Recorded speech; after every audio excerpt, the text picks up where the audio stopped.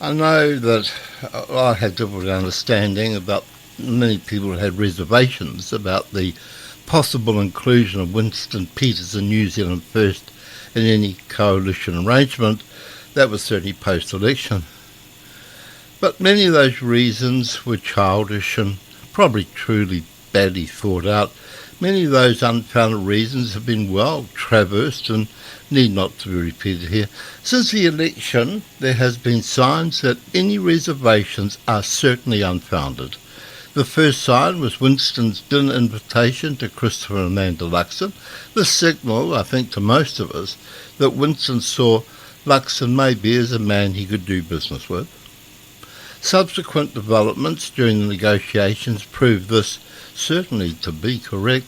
The final outcome that was agreed to showed both parties went into the negotiations knowing they would not get everything they wanted. The fact that they both gave ground on certain issues showed both maturity and a mutual respect. This is even more revealing when one considers that before the election they had little personal knowledge of each other. It would appear that Winston and David Seymour has also agreed to bury the hatchet for the good reason of providing a stable government. These two, having indulged to a degree in political theatrics with each other, probably have more in common on the policy front than even that with National. That is another good thing to come from this common ground, as National has been dragged more to the right than it had intended to go. While it may not please that political wing of that Nat Party in itself, most of the voters' base would be smiling and very happy about that outcome. I am now of the opinion that Winston has come home. The people that he had problems with in the National Party have now gone, and he likes what he sees in the current crop of MPs, the direction of the party and the majority of its policies. The sharing of the deputy PM role might seem small in the greater scheme of things, but in anyone's book, it is huge. As in the media, those in politics all have an ego. The fact that Winston and David agreed to share a position they both would have wanted speaks volumes of the desire above all for a stable government. Yes, at long last, a stable government which New Zealand so badly desires and we certainly need. Winston Peters and Shane Jones in particular have more wisdom and intelligence than that Maori Party will ever have. I have never seen an indigenous circus until last week at the swearing-in of Parliament, watching those clowns dancing around the debating chamber with the equivalent of feather dusters on their heads and holding a weapon of war was less than edifying sight.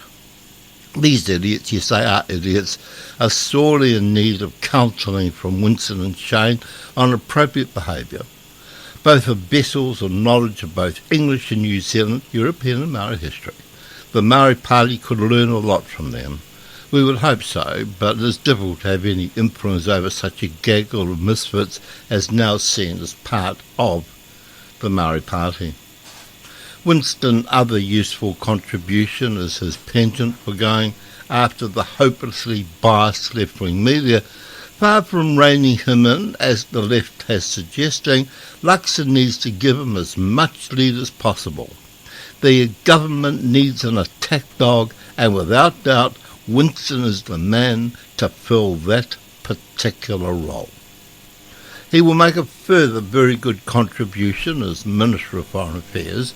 He just has to turn up to be an incredible improvement on the previous Minister thing. But we all know from experience that he will do an excellent job. He is already making the right noises regarding partnerships. And Fran O'Sullivan says he is without doubt a born diplomat. I have no doubt that Winston, Shane and New Zealand First will make a strong contribution to ensuring this is a stable government.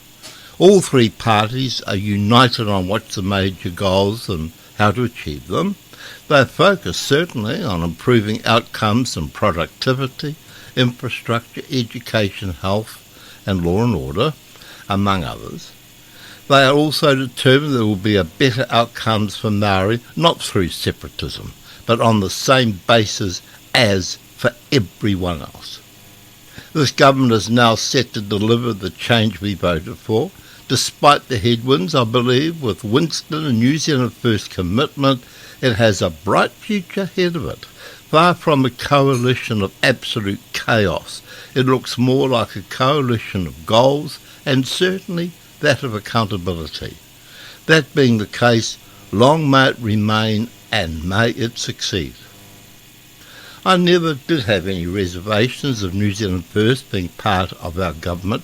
It surprised me that there were some who had problems with New Zealand First, along with Winston Peters, to be back in the halls of political influence. What I am pleased about, any problems generated by Winston Peters within this coalition government will certainly be directed against the constant nonsense we witness from that Maori Party thing and that brainwashed bunch of nincompoops known as the Greenies.